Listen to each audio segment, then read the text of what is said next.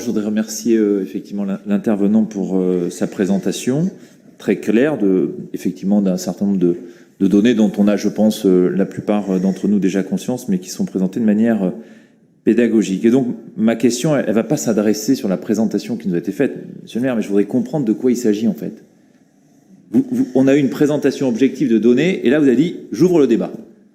Mais on ne débat pas de faits. On ne débat pas de telle réalité. On ne débat que de, monsieur le maire, on ne débat que de propositions, on ne débat que d'actions. Et je dois dire que je ne comprends pas ce qu'on est en train de faire en disant, eh ben, débattez. Alors tout le monde ressort ses trucs, débattez. Je me demande à quoi ça sert. Moi, je veux bien débattre de vos propositions, de votre action ou de votre inaction. Mais je ne comprends pas quel est le cadre qui nous est proposé. Donc effectivement, il faut agir.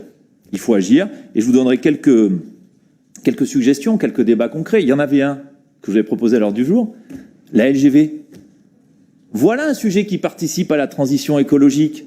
C'était très bien montré dans le rapport du GIEC, le ferroviaire, le développement du ferroutage, le train plutôt que la voiture. Voilà un débat en conseil municipal pour ou contre la LGV vers Toulouse et Dax.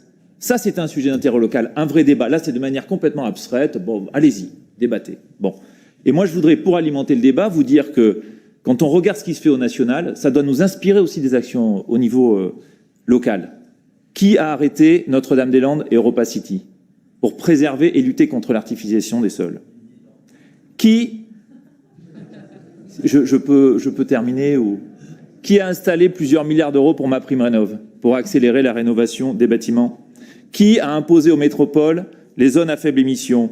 Qui a imposé 50% d'alimentation bio d'ici 2022? Qui a créé un coup de pouce vélo? Qui a interdit le plastique à usage unique? Qui a consacré 7 milliards d'euros à la filière d'hydrogène? Qui a relancé la LGV? Voilà des actions concrètes, monsieur le maire. Eh bien, moi, j'aurais bien aimé, dans la place qui était la vôtre, comme maire de Bordeaux, qu'on puisse débattre de vos actions. Et aujourd'hui, c'est très difficile de le faire, parce qu'à part quelques petites mesures, je dois dire que vous n'êtes pas à la hauteur de l'enjeu, ni de l'urgence climatique, ni de la transformation de la ville.